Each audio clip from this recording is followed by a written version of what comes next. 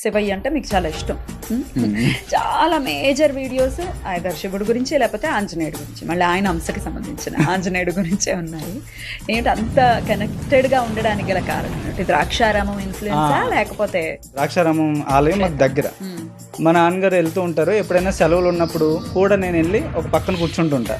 ఆ మంత్రాలు వినిపిస్తాయి, నమ సోమాయచ రుద్రాయచ నమ తామ్రాయచ అని.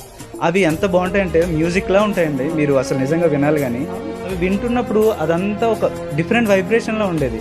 దానికి కనెక్ట్ అయింది. ఇప్పుడు అందరికీ వాళ్ళ నేచర్ వల్ల దేని వల్ల ఒక పర్టికులర్ డేట్కి కనెక్ట్ అవుతారండి.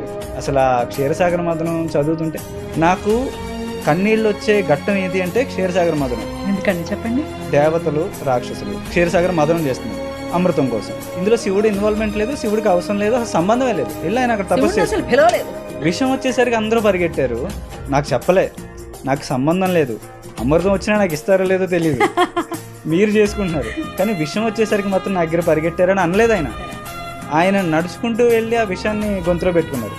ఈవిడ ఇంకా అమ్మవారైతే ఇంకా ఆయన లోపల ఉన్న జగాలు కాలిపోకుండా చేయడ్డు పెట్టింది. అసలు జగత పితరో వందే పార్వతీ పరమేశ్వరో అంటే తండ్రి అంటే తండ్రి, తల్లి అంటే తల్లి.